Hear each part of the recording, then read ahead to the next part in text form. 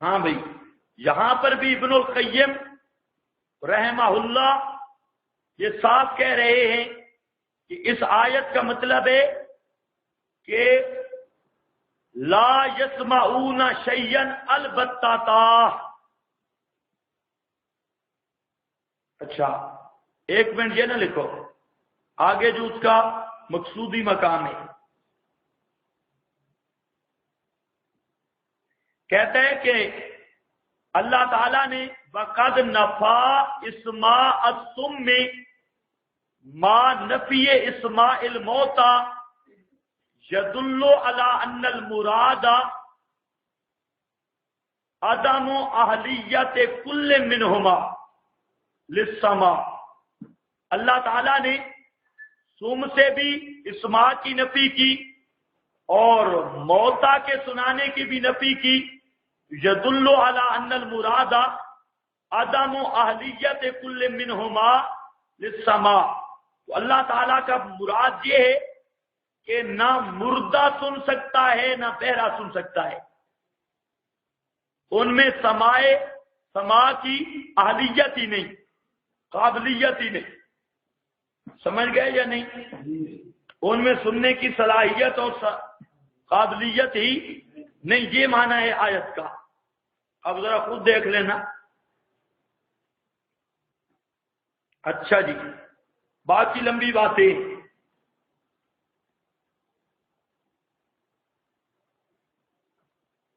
کتنے حوالے ہو گئے؟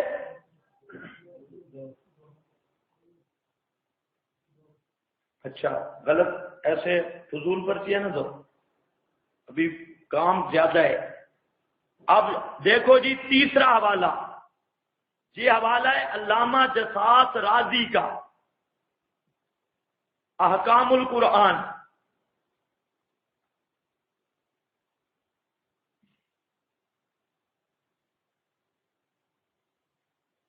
یہاں پر بھی صفحہ نمبر 94 جلد نمبر 1، اس پر اس نے دونوں کو لکھے۔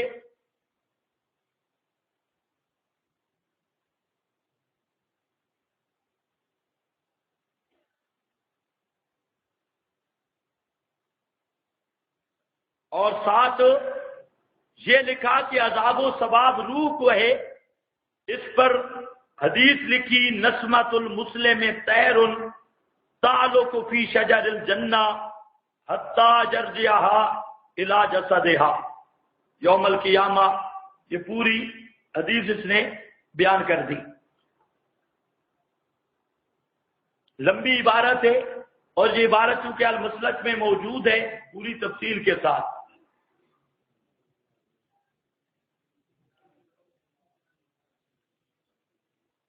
آج تو میرا خیال ہے بجلی بھی ماسٹری بن گئی۔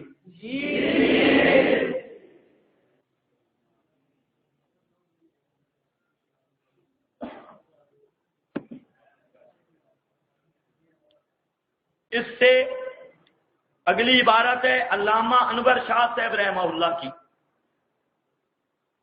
فیض الباری جلد 2 صفحہ 492۔ کس چیز کو آپ پڑھ رہے ہیں؟ فقط لر روح کا قول بھی کس کا ہے؟ اہل سنت کا۔ علامہ انور شاہ صاحب فرماتے ہیں اما اہل السنت والجماعہ فلہم فیہ قولان۔ اہل السنت والجماعت کے عذاب و ثواب قبر میں 2 قول ہیں۔ قیل العذاب للروح فقط، کہا گیا ہے کہ عذاب صرف روح کے لیے ہے۔ وقیل علی الروح والجسد معا، اور یہ بھی کہا گیا کہ روح جسد معا ہے۔ ومال الی الاول الحافظ ابن القیم، پہلے کی طرح مائل ہوئے ہیں حافظ ابن قیم، کس کی طرف؟ فقط لر روح۔ ہماری یہاں کوئی لمبی چوڑی غرض نہیں، صرف یہ بتانا مقصود ہے کہ جو عذاب و ثواب صرف روح کے لیے مانتے ہیں، علامہ انور شاہ صاحب ان کے کیا کہہ رہا ہے؟ اہل السنت والجماعت۔ علامہ انور شاہ صاحب کیا فرما رہے ہیں کہ وہ کون ہے؟ اہل سنت۔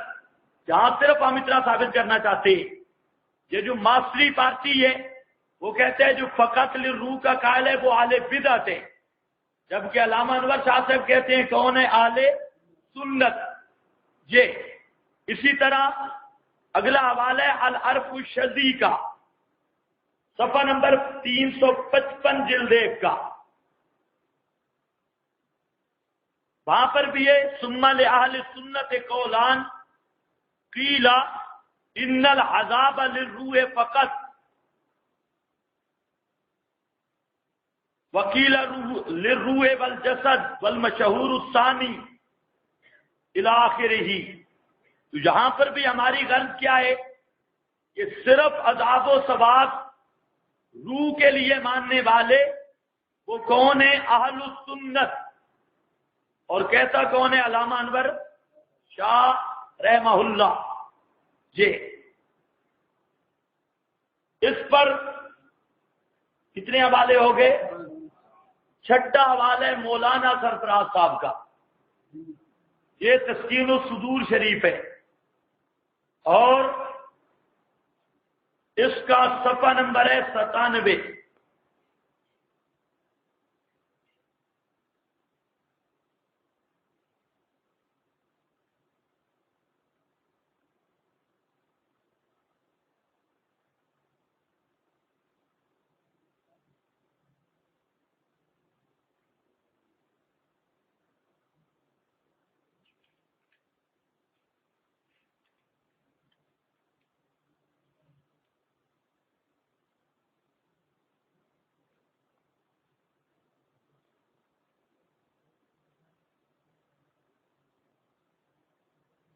ہاں بھائی،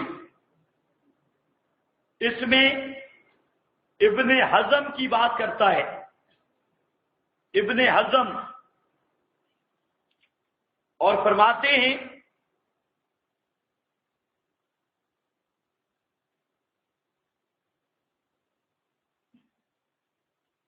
ابن حزم کی بات پر فرماتے ہیں کہ کشتی اہل سنت پر سوار ہونے والوں میں سے ایک ابن حزم نے کہا عذاب فقط للروح ہے، لیکن ہمارا استدلال یہ ہے کہ وہ سوار کس پہ ہیں؟ کشتی اہل سنت سے نیچے گرے تو نہیں ہے نا؟ فقط للروح والے بھی کون ہے؟ کشتی اہل سنت میں سوار ہے۔ تو مولانا سرفراز صاحب کی بھی یہ عبارت یہ بتا رہی ہے کہ جو فقط للروح کے عذاب و ثواب کا قائل ہے وہ بھی کشتی اہل سنت پر سوار ہے۔ ماسٹر صاحب ایسے پاؤں سے پکڑے ہوئے ہیں، میں کسی طرح اس کو کھینچ کے کشتی اہل سنت سے نیچے گرائے تو معلوم ہوتا ہے جو شتونگڑے پیچھے پڑے ہوئے ہیں کشتی اہل سنت سے گرانے کے لیے، مولانا سرفراز صاحب اس سے کچھ نہیں کہتے، کہتے ہیں وہ بھی کشتی اہل سنت پر سوار ہے۔ یہاں میں نے چند ایک حوالے آپ کو بتا دیجئے، یہ حوالے کتنے ہو گئے آپ کے یہاں؟ 6۔ یہ اکابر کہتے ہیں کہ جو صرف روح کے عذاب و ثواب کا قائل ہے وہ بھی کون ہے؟ جلدی بولو، وہ بھی کون ہے؟ اہل السنت والجماعت۔ اور وہ جو امام راضی نے بات کی کہ یہ قول جو ہے اس سے شکوک و شبہات دور ہوتے ہیں اور ظاہر قرآن اسی کی تائید کرتا ہے، اس پر یہ ذہن میں رکھ لینا۔ ایک بات چلو بعد میں بھی کرنی ہے، ابتداءً ایک فائدہ سمجھ لو کہ عذاب و ثواب قبر کی جو بنیاد قرآن میں ہے 2 ایتے ہیں۔ ویسے استدلال کئیوں سے کیا گیا، لیکن جو اہل سنت نے اصل کبیر ذکر کی وہ 2 ایتے ہیں۔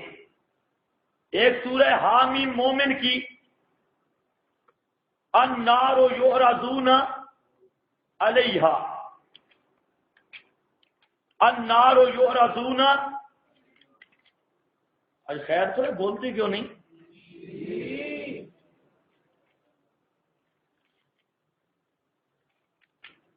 اب ذرا خیال کر کے جواب بھی دے دیا کرو، کوئی مسئلہ نہیں ہے۔ چودھری نہ بنو،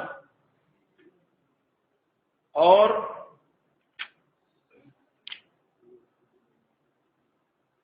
تاکہ پچھلے بھی سارے گناہ بخشے جائیں نا، 2 مہینے والے۔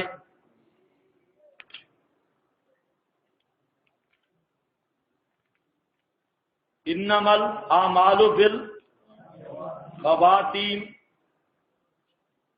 اچھا جی، یہاں پر النار یعرضون علیہ، اہل سنت کے ہاں عذاب و ثواب قبر کی یہی اصل ہے اور یہی وزنی دلیل ہے، اور تمام اہل سنت والجماعت نے اسی دلیل کو لیا، النار یعرضون علیہ، کہ فرعونیوں کو غرق کیا گیا اور ان کو صبح و شام آگ پر پیش کیا جاتا ہے۔ وَيَوْمَ تَقُومُ السَّاعَةُ، اب اس پر تمام مفسرین لکھتے ہیں، جہاں میرے پاس ہے تفسیر ماجدی،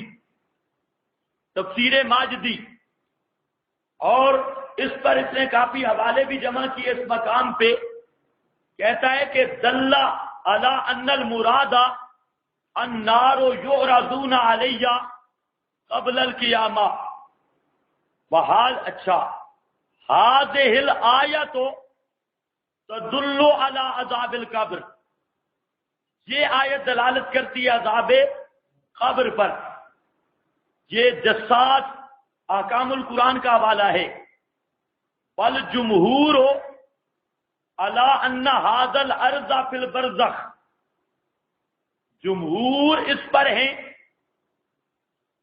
کہ یہ عرض برزخ میں ہے، یہ قرطبی میں ہے، قرطبی کا حوالہ، اور علامہ نصفی ھذہ الآیت دلیل علی عذاب القبر، یہ آیت دلیل ہے عذاب قبر کی۔ مدارک اور بیضاوی میں فی دلیل علی بقاء النفس وعذاب البرزخ، اس میں روح کے باقی رہنے اور برزخ کے عذاب کی دلیل ہے، بیضاوی۔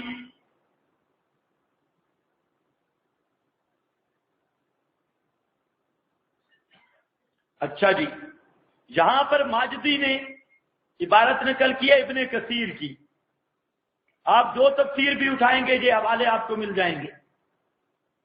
فرماتے ہیں کہ ہذہ الآیت، یہ آیت جو ہے النار یعرضون والی، تمسک بہا اہل السنت، اہل السنت نے استدلال کیا ہے فی اثبات عذاب القبر، عذاب قبر کے اس بات میں۔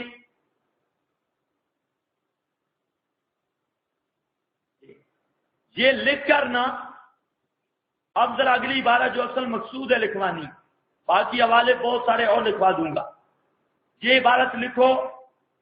کہتے ہیں لیکن مفسر ابن کثیر نے یہ بھی لکھا ہے کہ آیت سے برزخ میں صرف ارواح پر عذاب ثابت ہوتا ہے، آیت سے برزخ میں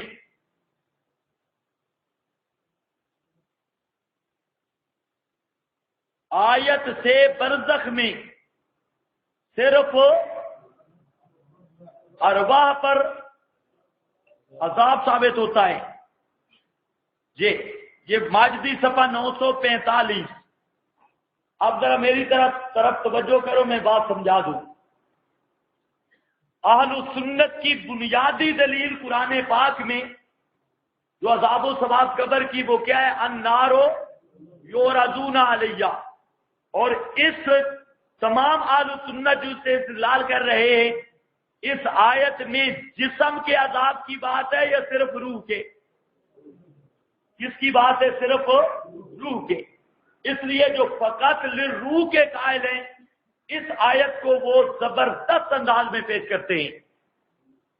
کیا سمجھ رہے ہو؟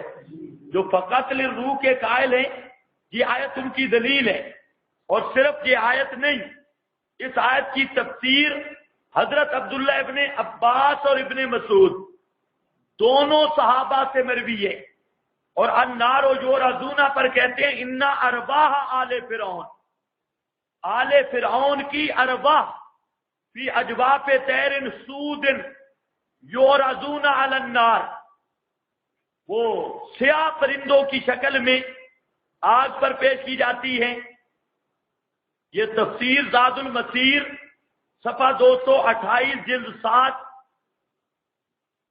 اسی طرح شرابیل تابی ہے، یہ بھی اس کا معنی کرتے ہیں النار یورزونا کا کہ ان ارواح آل فرعون فی اجواف طیر سود، کہ جہاں مراد یہ ہے کہ آل فرعون کی روحیں وہ آگ پر پیش ہوتی ہیں۔ روح المعانی جلد 13 صفحہ 73۔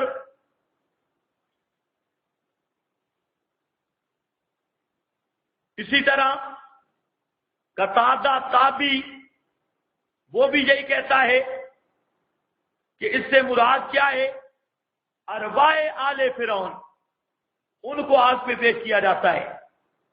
یہ جان بوجھ کے میں اس کو تھوڑا لمبا کر رہا ہوں، کیونکہ یہ جو اتحادی ٹبر ہے اس کو تکلیف اسی سے ہوتی ہے، فقط للارواح، فقط للروح، عذاب و ثواب سے۔ لیکن یہ قول بھی بلا دلیل نہیں، با دلیل، اور دلیل بھی زبردست ہے کہ تمام اہل سنت جس چیز کو اصل کبیر قرار دے رہے ہیں وہاں پر ثابت کیا ہو رہا ہے، عذاب صرف روح کے لیے، اور اہل سنت کیا کہتے ہیں کہ یہ کیا ہے، عذاب قبر کی دلیل۔ تو جو صرف روح کے عذاب و ثواب کا قائل ہے وہ عذاب و ثواب قبر کا منکر ہے۔ یہ جو چبل کہتے ہیں وہ عذاب و ثواب قبر کا منکر ہے، منکرین عذاب و ثواب قبر۔ اب ذرا یہ ذہن نشین رہے۔ اسی طرح تمام تفسیروں میں آپ کو یہی بات ملے گی اس آیت کے تحت، جو تفسیر بھی اٹھائیں گے۔ حضرت حسن بصری تابی وہ بھی یہی معنی کرتا ہے کہ ارواح آل فرعون، جہاں ارواح آل فرعون کو آگ پر پیش کیا جاتا ہے۔ یہ تفسیر بیضاوی جلد 1 صفحہ 86، اسی طرح ابن کثیر صفحہ 81 جلد 4۔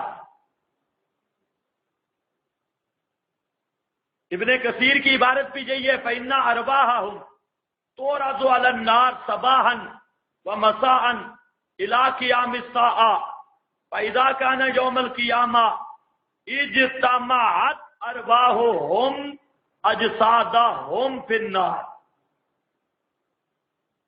جب قیامت کا دن ہوگا روحیں جسم کٹھے ہو جائیں گے، اور اس سے پہلے عذاب ثواب کس کو ہوگا، عذاب روح کو۔ یہ کون کہتا ہے؟ ابن کثیر، اسی آیت کے تحت۔ اور میری طرف دیکھو، خلاصہ کیا نکلا کہ اہل السنت والجماعت کا عذاب و ثواب قبر میں دوسرا قول کیا ہے کہ عذاب ثواب کس کے لیے؟ فقط للروح، روح کو عذاب و ثواب ہے، جسم عذاب ثواب سے فارغ ہے۔ اور اس پر متعدد حوالے آپ کے سامنے آ گئے، اور ان کی اصلی دلیل وہ یہ ہے النار یورزون علیہا، اور یہ دلیل انتہائی کبھی ہے۔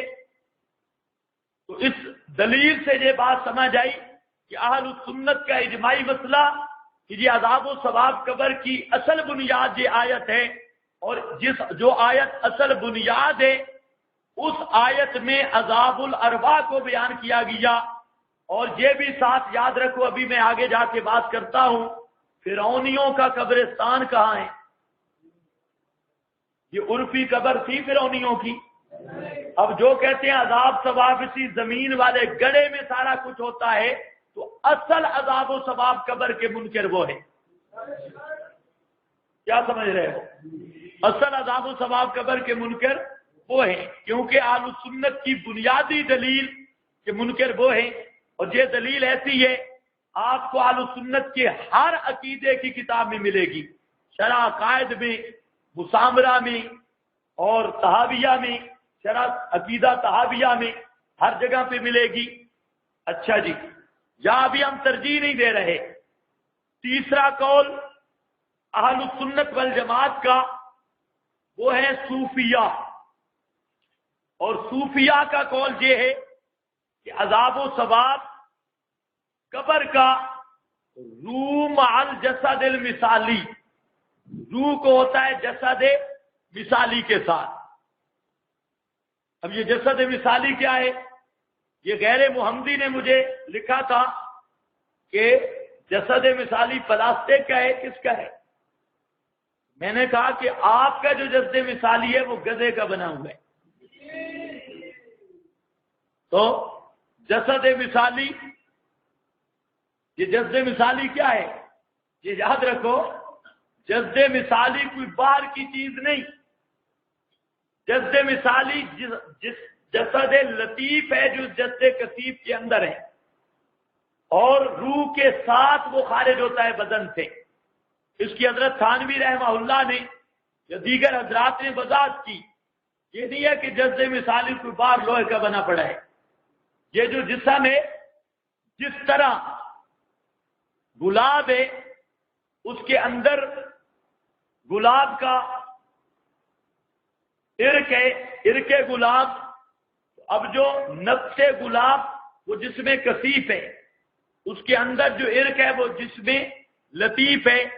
جیسی طرح زیت کی مثال دی کہ نفس زیت وہ جسم کثیف، اور اندر جو تیل زیت ہے دون وہ جسم لطیف ہے۔ اسی طرح یہ گوشت ہڈیاں یہ جسم کثیف، اور اس کے اندر ایک جسم لطیف ہے جو روح کے ساتھ ہی خارج ہوتا ہے، وہ جسم لطیف۔ اس جسم کو نسمہ بھی بولتے ہیں، اسی جسم کو جسم مثالی بھی بولتے ہیں۔ تو فرماتے ہیں صوفیاء کرام کہ برزخ کے سارے معاملات وہ جسم مثالی کے ساتھ روح کو ہوتے ہیں۔ یہ جسد عنصری فارغ ہے، یہ عام کا مٹی کھا جاتی ہے۔ قیامت کے دن اللہ اس جسم کو دوبارہ زندہ کرے گا، روح اس جسم میں آئے گی، اور قیامت کے بعد کے معاملات وہ روح مع الجسد العنصری ہوں گے، اور برزخ کے جہان میں روح مع الجسد المثالی، روح اور جسم مثالی۔ یہ کس کا نظریہ ہے؟ اس پر بھی چند حوالے لکھ لو۔ علامہ انور شاہ صاحب رحمہ اللہ فرماتے ہیں فَإِنَّ قَالَ الصُّوفِيَّةُ العذاب للبدن المثالی، صوفیاء کہتے ہیں کہ العذاب للبدن المثالی، عذاب بدن مثالی کے لیے ہے۔ حرف شذی صفحہ 355۔ اسی طرح دوسرا حوالہ ہے وَذَهَبَ الصُّوفِيَّةُ إِلَىٰ أَنَّهُ عَلَى الْجَسَدِ الْمِثَالِ، صوفیاء اس طرف چلے گئے کہ عذاب و ثواب کس کو ہوتا ہے؟ جسد مثالی کو۔ یہ فیض الباری جلد 2 صفحہ 492۔ اسی طرح اور حوالہ ہے قال الصوفیہ تو انہو بالجسد المثالی دون الترابی، کہ عذاب و ثواب جسد مثالی کو ہوتا ہے دون الترابی، نہ کہ مٹی والے جسم کو۔ یہ دون الترابی یاد رکھنا ہے۔ یہ بھی فیض الباری ہے جلد 1 صفحہ نمبر 182۔ اسی طرح ماخذ نمبر 4 شیخ زادہ ابراہیم قرآنی فرماتے ہیں ان الارواح بعد مفارقتها ابدانها المخصوصہ تتعلق بابدان مثالیہ۔ یہ روح المعانی ہے، صفحہ 160 جلد 15 ہے۔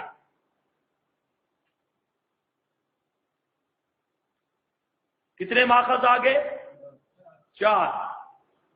اب ذرا غور کرو میری طرف، یہ اگلا حوالہ تو شاید لمبا ہے، میں پڑھ سناتا ہوں، صفحہ لکھ لو، اور یہ حوالہ موجود ہے المسلک المنصور میں، وہاں پر نوٹ کر لینا۔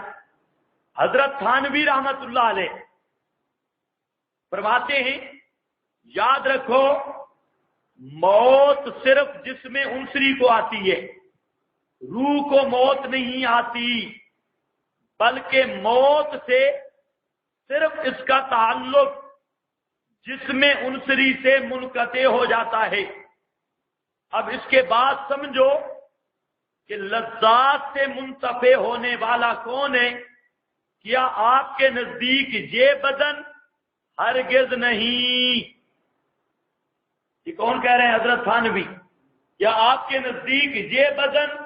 فرماتے ہیں ہرگز نہیں، بلکہ حقیقت یہ ہے کہ روح منتفع اور متلذذ ہوتی ہے، اور جسم اس کے لیے بمنزلہ اعلی و مرکب، مرکب نہیں پڑھنا، مرکب سواری کے ہے۔ اب بجائے اس جسم کے جو موت کے بعد فنا اور شکستہ ہو جاتا ہے، روح کا مرکب دوسرا جسم بنتا ہے جس کو جسم مثالی کہتے ہیں۔ اب روح اس جسم کے ذریعے سے انتفاعات اور تلذذات حاصل کرتی ہے، اور یہ جسم مثالی وہ نسمہ ہے جس کو متکلمین اہل ظاہر روح کہتے ہیں۔ خیر الحیات و خیر الممات، یہ حضرت تھانوی کی کتاب ہے، صفحہ نمبر 134، صفحہ نمبر 134 اور چپ نمبر بالکل۔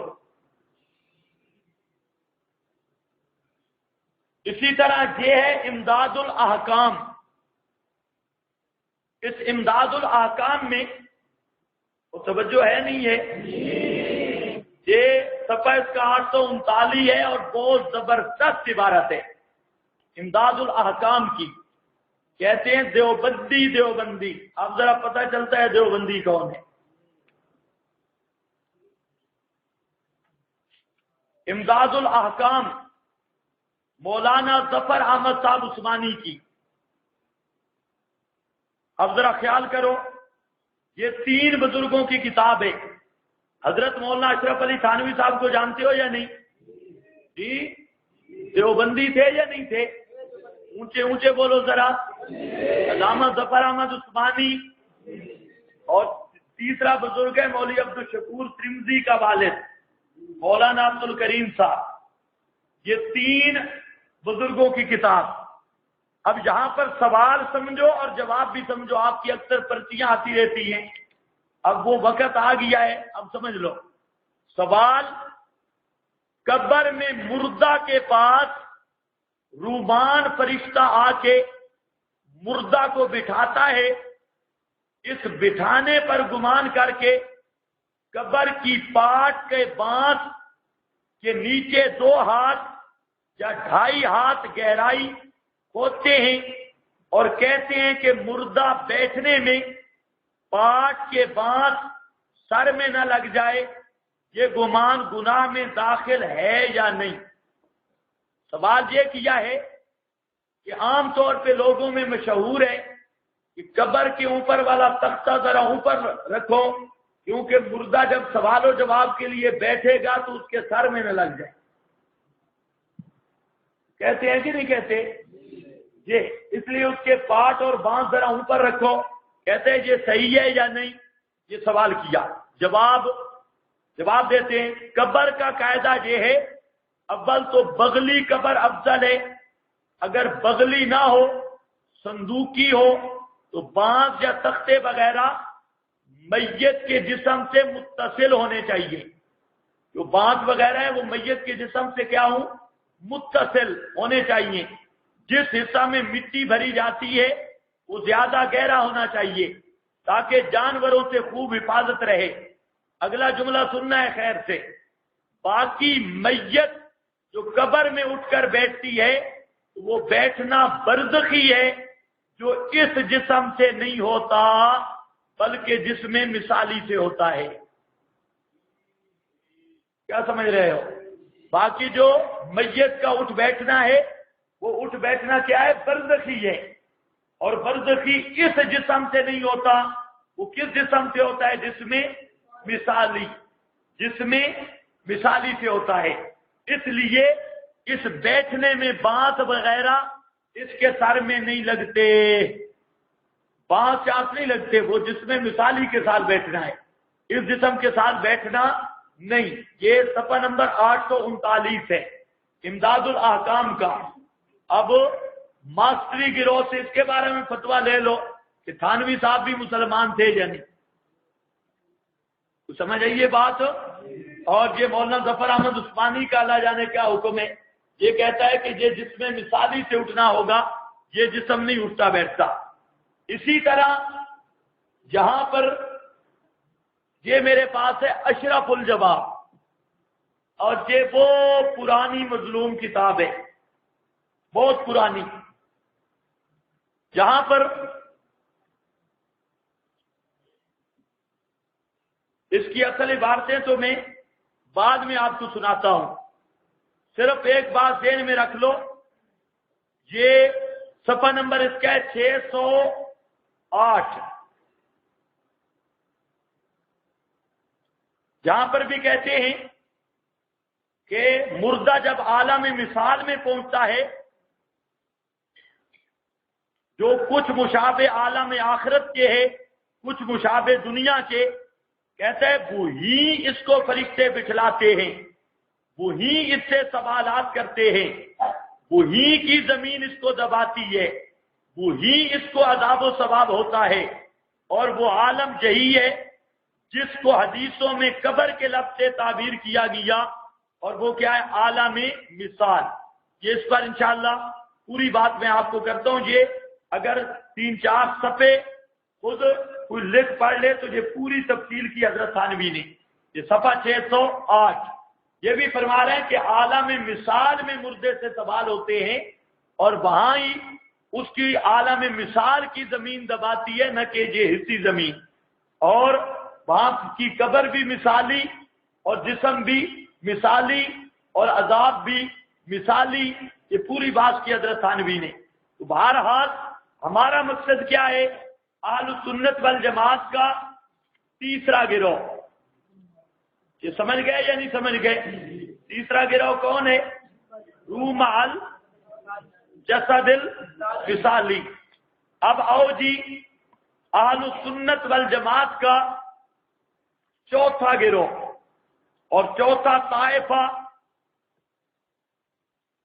ان کا مسلک سمجھو۔ یہ بزرگ فرماتے ہیں کہ روح قیامت تک جسم میں نہیں آئے گی، یہ بات پکی ہے، اور وہ جو 10 امور میں نے آپ کو شروع میں بتائے، وہ 10 کے 10 اتفاقی ہے، ان کو خود جاری کر دینا۔ کہتے ہیں کہ نمبر 2، دوسری بات یہ کرتے ہیں کہ اصل عذاب و ثواب روح کے لیے ہے، اور روح قیامت تک جسم میں بھی نہیں، یہ جسم زندہ شندہ بھی نہیں، جسم کا محفوظ رہنا بھی شرط نہیں، دفن ہونا بھی شرط نہیں، دنیا کا سالم رہنا بھی شرط نہیں۔ یہ حضرات کہتے ہیں کہ اصل کے اندر روح کے ساتھ ہے سارا معاملہ، لیکن یہ جسم، اس کے اندر 2 قسم کے ذرات ہیں۔ ایک ذرات ہیں ابتدا سے لے کر انتہا تک، وہ خوراک سے بڑھتے نہیں، بیماری سے گھٹتے نہیں، کم نہیں ہوتے، بلکہ اللہ حالہ باقی رہتے ہیں، اور موت کے بعد جب جسم گل سڑ جاتا ہے، اجزاء متفرق ہو جاتے ہیں، تو وہ اجزاء پھر بھی باقی رہتے ہیں، جن کو کہا جاتا ہے الاجزاء الاصلیہ، اصلی اجزاء، وہ پھر بھی باقی رہتے ہیں۔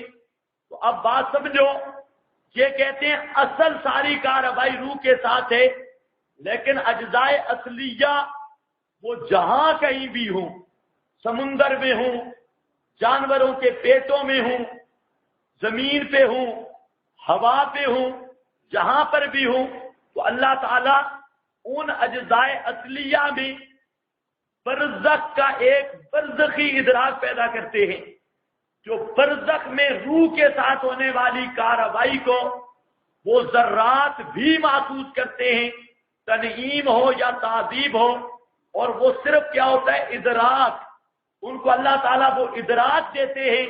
وہ کہتے ہیں اس کی مثال ہے اِن مِّن شَيْءٍ إِلَّا يُسَبِّحُ بِحَمْدِهِ، جس طرح ریت کے ذرے اور پتھر ان میں روح کوئی نہیں لیکن پھر بھی ایک قسم کا ادراک ہے کہ یہ تسبیح کرتے ہیں، اسی طرح ذرات اصلیہ بکھر جائیں جہاں کہیں پر بھی ہوں تو اصل جو روح کے ساتھ کارروائی ہوتی ہے اس کارروائی برزخی کا اللہ تعالیٰ ان کے اندر ادراک پیدا کر دیتا ہے۔ اب وہ ادراک کیا ہے؟ اس کی پوری کیفیت اللہ کے سوا کوئی بھی نہیں جانتا، اس کی پوری کیفیت اللہ تعالیٰ کے سوا کوئی بھی نہیں جانتا۔ اس ادراک کی 3 تعبیریں کرتے ہیں، ایک تعبیر ہے نوع من الحیا، ایک تعبیر ہے ادراک برزخی، اور ایک تعبیر ہے تعلق غیر معلوم الکیف یا تعلق معنوی، تعلق غیر معلوم الکیف۔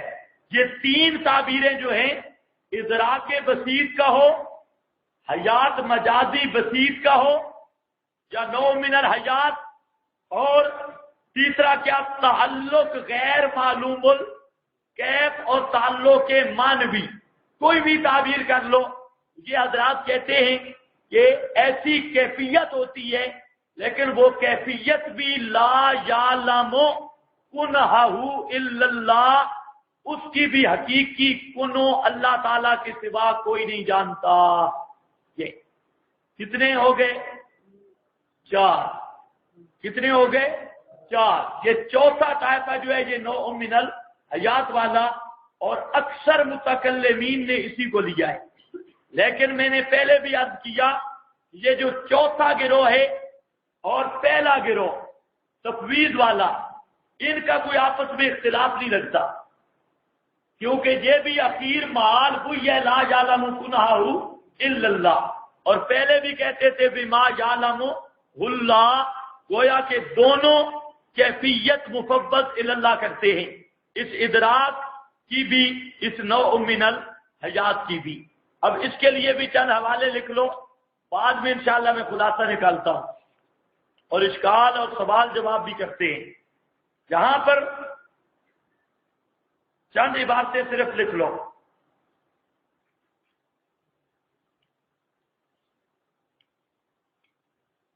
یہ پہلی عبارت ہے شرح عقائد کی، خود عقائد نصفی اور شرح عقائد کی۔ عبارت یہ انہ یجوز ان یخلق اللہ تعالی، یہ جائز ہے کہ پیدا کر دے اللہ پاک فی جمیع الاجزاء اور فی بعضھا، تمام اجزاء میں یا بعض اجزاء میں، نوعا من الحیات، نوعا من الحیات، ایک خاص قسم کی حیات، قدرہ کتنی قدرہ، ما یدرے کو علم العذاب اور لذت التنعیم، صرف اتنی قدر کہ عذاب کا دکھ اور تنعیم کی لذت محسوس کر سکے۔ وَهَذَا لَا يَسْتَلْزِمُ إِعَادَةَ الرُّوحِ إِلَى بَدَنِهِ، یہ چیز نہیں لازم کرتی روح کے لوٹانے کو اس کے بدن کی طرف، روح بدن کی طرف لوٹانا اس سے لازم نہیں آتا۔ اب یہ بات سمجھو اچھی طرح، یہ بات آپ کے جو خطیب حضرات ہیں ایسی عبارتوں سے بیچارے دور بھاگتے ہیں، نو من الحیا، وہ سن رہے ہو کہ نہیں سن رہے؟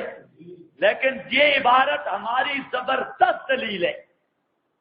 جو حضرات نو من الحیات کی بات کرتے ہیں وہ کیا کہتے ہیں؟ کتنا قدرہ ما یتعلم او یتلذذ، اتنا ادراک ہوتا ہے کہ برزخ کا دکھ درد وہ محسوس کرتا ہے، قدرہ ما، اور اس سے زیادہ کہ وہ قائل نہیں۔ تو یہ ساری عبارتیں نفی سما میں بہترین دلیل ہے۔ وہ تمہارا ادراک نہیں ہے.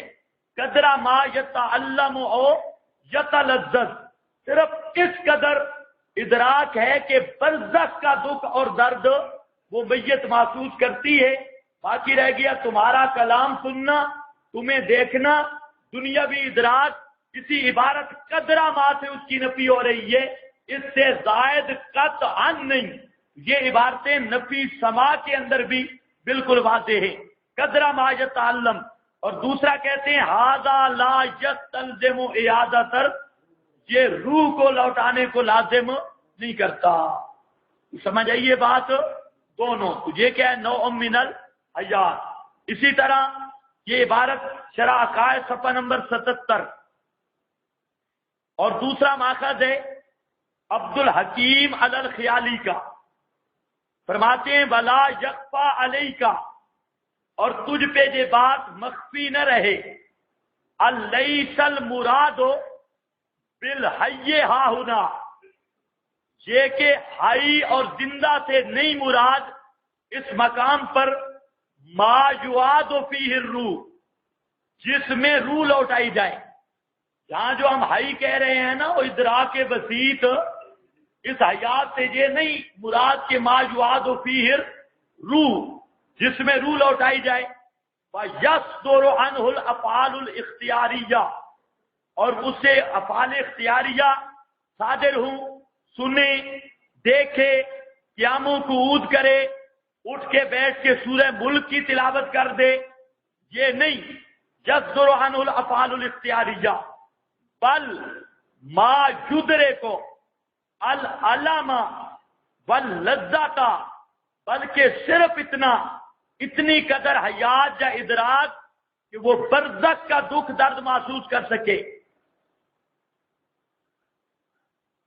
تو سمجھ آئیے بات؟ یہ عبد الحکیم الخیالی صفحہ نمبر 118.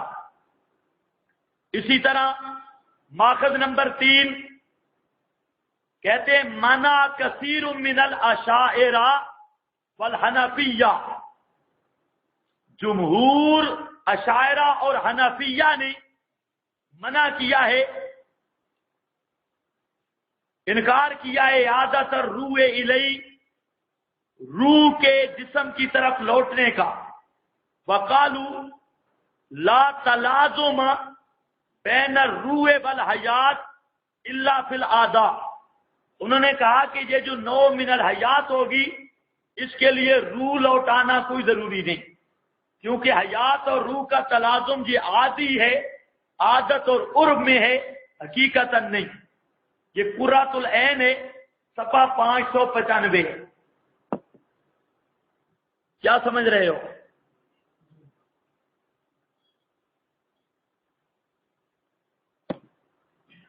آواز نہیں آ رہی، بس کر دے.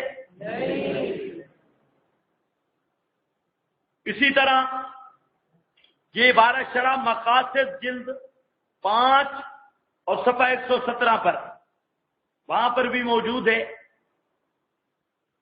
اور یہ بیان الفوائد، یہ ہے عقائد، شرح عقائد کی شرح، مولانا مجیب اللہ صاحب استاد دارالعلوم دیوبند، یہ دیوبند کے استاد کی شرح ہے، شرح عقائد. اس کی عبارت ہے بیان الفوائد کی. فرماتے ہیں کہ اللہ تعالیٰ ہر چیز پر قادر ہے، وہ ایسا کر سکتے ہیں کہ وہ میت کے جسم کے تمام اجزاء یا بعض اجزاء میں ایک خاص قسم کی اتنی مقدار میں ادراک پیدا فرما دیں جس سے وہ عذاب کی تکلیف یا تنعیم کی لذت کا ادراک کر سکے. اور اس حیات خاصہ کے لیے بدن کی طرف روح کا لوٹایا جانا لازم نہیں کہ حشر سے پہلے ایک اور موت کا سامنا کرنا پڑے. یہ بیان الفوائد صفحہ 94 جلد نمبر 2. اسی طرح اقد الفرائض کتاب ہے، یہ بھی استاد الحدیث علامہ محمد علی صاحب اس کی ہے، اس میں بھی بالکل یہی عبارت موجود ہے. یہ صفحہ نمبر 149. اسی طرح فتح القدیر جلد 4 اور صفحہ نمبر 460 باب الجمین میں بھی یہ عبارت موجود ہے. اور جامع الرموز صفحہ 292،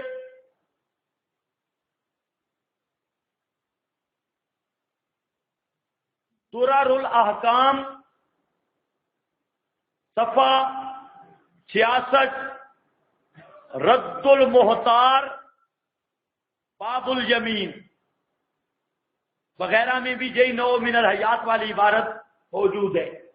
اور اگر کسی خطیب سے متاثر کو تکلیف ہو رہی ہو تو یہ حضرت نیلوی شاہ صاحب رحمہ اللہ کی ندائے حق ہے پہلی جلد، اور اس کے نوع من الحیات کہتے ہیں جمہور علماء کو کہا